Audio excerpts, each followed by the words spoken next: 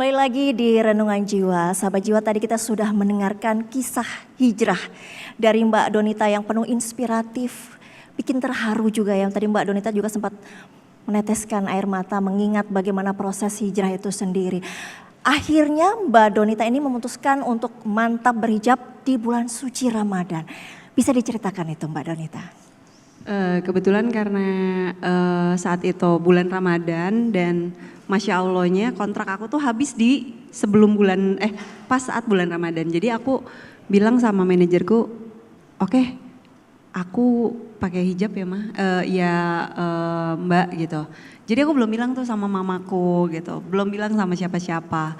Aku akhir bilang mama tuh kalau nggak salah saat aku lagi berkunjung ke rumah mama deh.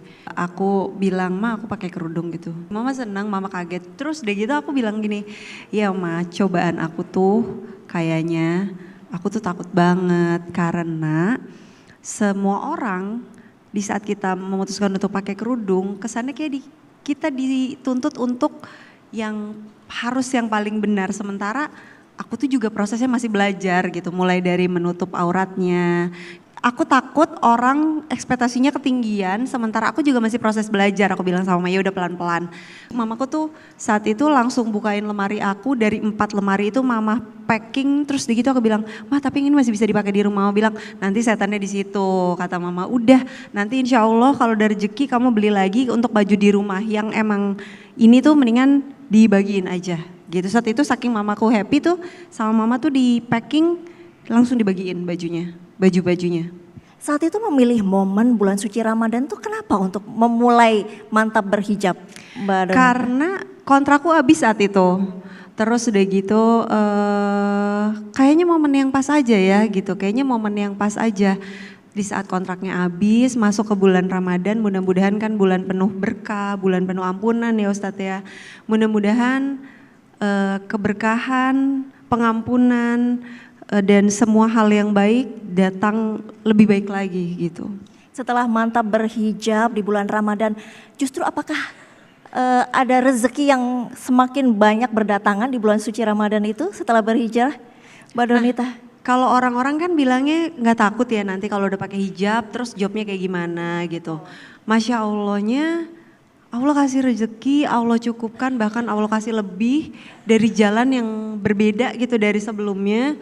Terus kalau saat itu kan ada orang yang lagi di titik yang kayak di titik terbawah, dia memutuskan untuk berhijab, memutuskan untuk lebih mendekatkan diri sama Allah.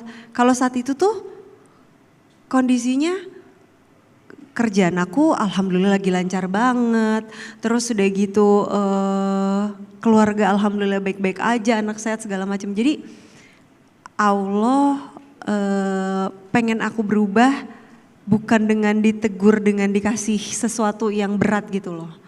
Jadi aku mikir kayak iya ampun aku kayak kufur nikmat ya, Allah udah kasih semuanya sama aku tapi satu hal yang jadi kewajiban untuk wanita atau perempuan yang sudah akil balik itu kan belum aku tepatin gitu, lebih kayak gitu sih. Masya Allah.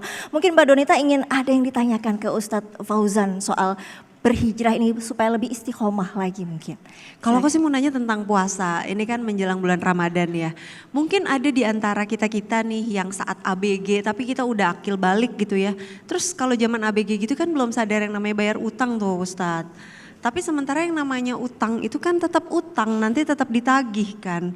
Sementara yang aku tahu kalau misalkan kita gugur atau kita enggak puasanya di tahun ini harus dibayar di tahun ini karena memasuki bulan Ramadan itu udah gak bisa kan. Nah itu untuk kita bayar yang hutang-hutang sebelumnya zaman aku SMP, SMA gitu yang memang aku ya kalau batal puasa nggak puasa ya santai aja gitu, itu gimana ya Ustadz? Baik, terima kasih pertanyaannya Mbak Donita. Jadi ini memang yang menjadi problematika khususnya para wanita ya yang mungkin dari pengalaman Mbak Donita tadi ya, dari proses hijrahnya di awal tadi sebelumnya itu mungkin ada ibadah yang tertinggal termasuk salah satunya puasa tadi gitu ya. Allah mengatakan ayyukum ahsanu amala. Setiap ujian yang Allah hadirkan baik buruk semua itu Allah ingin melihat siapa yang paling baik kontribusi amalnya. Artinya apa? Allah ingin melihat sejauh mana proses kita dalam menjemput hidayah tersebut, dalam menjemput kebaikan tersebut.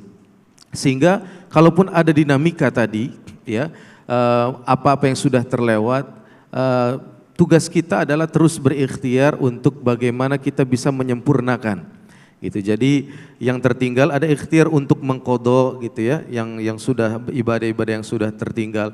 Mungkin juga termasuk ibadah sholat gitu ya, karena kalau lupa bagaimana hitungan dan lain sebagainya, paling tidak kita mempunyai gambaran lah ya. Sudah berapa tahun ya saya meninggalkan ibadah gitu kan. Nah di situ menjadi kalkulasi, walaupun mungkin tidak sama persis apa yang menjadi hitungannya gitu, tapi paling tidak ada ikhtiar kita untuk memperbaiki diri gitu ya. Karena Allah melihat manusia itu sejauh mana berprosesnya. Ketika dia mendekat, Allah akan berlari, dan terus Allah akan merangkul hamba-hambanya yang kembali kepadanya. Kullu bani Adam khata'un wa khairul khata'in at-tawwabun. Setiap anak Adam pasti memiliki kesalahan, dan sebaik-banyak kesalahan adalah yang bertaubat, mau memperbaiki dirinya. Wallahu a'lam bishawab. Mungkin seperti itu Mbak Donita ya. Insyaallah ya. Masya Allah, terima kasih Ustadz Fauzan. Kita bicara soal Ramadan nih Mbak Donita. Mbak Donita, mungkin di keluarga ada tidak ritual yang ini tuh hanya dilakukan di bulan Ramadan bersama keluarga? Mungkin bisa diceritakan ritual unik di bulan Ramadan di keluarga Mbak Donita. Kayaknya sama aja sih sama keluarga lain, cuman memang kalau di keluarga aku semenjak punya anak ini kita usahain untuk tarawih gitu, mereka ikutan tarawih entah itu di masjid atau kita misalkan sholat sendiri. Nah sekarang tuh aku lagi suka gantian yang jadi imamnya. Jadi nanti si kakaknya, si masnya, nanti adiknya, nanti popanya. Jadi mereka ada tanggung jawab karena cepat atau lambat mereka kan akan jadi imam nantinya kan. Jadi udah membiasakannya pas sholat tarawih kalau lagi nggak bisa ke masjid gitu. Biasanya kita sholat bareng, mereka lah imamnya gitu. Masya Allah. Seperti apa cara Mbak Donita dan suami untuk mengajarkan kepada anak-anak menumbuhkan keutamaan puasa di bulan Ramadan ini? Jadi anak aku ini kan aku cukup batasin mulai dari makan manisnya, mulai dari makan gorengannya, dan yang lain-lain, gamenya segala macam. Nah aku selalu bilang kalau di surga kita tuh bisa makan semuanya, kita masih bisa main game sepuasnya. Nah gimana sih caranya supaya kita masuk surga? Kita mesti punya ngumpulin kayak tiket kebaikan. Nah kumpulin tiket kebaikan itu dengan cara sholat, sedekah, berbuat baik, banyak hal. Dan keutamaan di bulan puasa segala sesuatunya itu dilipat gandakan. Jadi kalau mau cepat kaya nih nabungnya itu di bulan puasa, ikutan puasa. Terus anakku sempat nanya kenapa mesti lapar-laparan gitu kan. Aku bilang itu caranya Allah supaya kita tahu lebih menghargai makanan. Oh gini toh rasanya lapar, jadi gak boleh kita buang-buang makanan. Jadi mendingan banyak-banyakin aja kumpulin tiketnya supaya nanti bisa masuk surga. Gitu, jadi aku sih ceritanya karena gini, kalau untuk teknis yang agama segala macam kan aku kayaknya bodoh banget ya, kayak ilmu aku cetek banget gitu. Jadi ya itulah cara aku, ayo kumpulin poin karena di rumah aku tuh memang terbiasa kayak mereka semuanya pakai poin. Kalau poinnya sudah terpenuhi mereka bisa klaim reward ke kita gitu.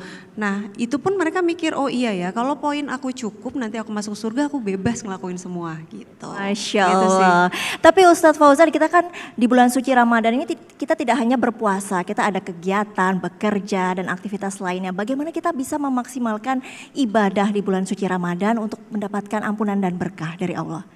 Baik. Ini pertanyaan yang sangat bagus ya ibu-ibu para pemirsa sahabat jiwa di rumah. Jadi bulan Ramadan ketika kita diminta atau diwajibkan untuk berpuasa, jangan kita memiliki pola pikir atau mindset, udahlah saya puasa akhirnya ya udah saya lemes aja, mager aja gitu kan, tanpa mengisi kegiatan hal-hal yang positif.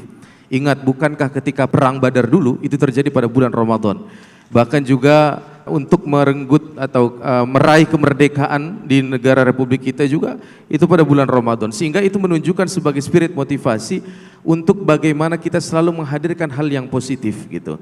Nah bagaimana cara mengatur waktu tentu kita buat schedule, buat jadwal, buat aturan bagaimana agar kita ibadah kita maksimal di bulan Ramadan itu kita ukur. Makanya kan ada tips-tips Bu. Jadi kalau misalkan kita mau hatam 30 juz selama bulan Ramadan gitu ya, itu satu hari itu bisa dibagi. Entah berapa halaman per hari, mungkin 4 halaman atau bagaimana. Nah itu bisa disiasati agar target kita tercapai. Sehingga apapun kegiatan kita insya Allah nilai kebaikan terus kita bisa maksimalkan. Dan kita mendapatkan rahmat serta keberkahan di bulan Ramadan. Masya Allah, terima kasih Ustadz Fauzan atas pencerahannya. Dan sahabat jiwa, di segmen selanjutnya nanti kita akan memberikan kesempatan sahabat jiwa yang hadir di sini untuk bertanya langsung ke guru kita. Usai jeda tetaplah di Renungan Jiwa.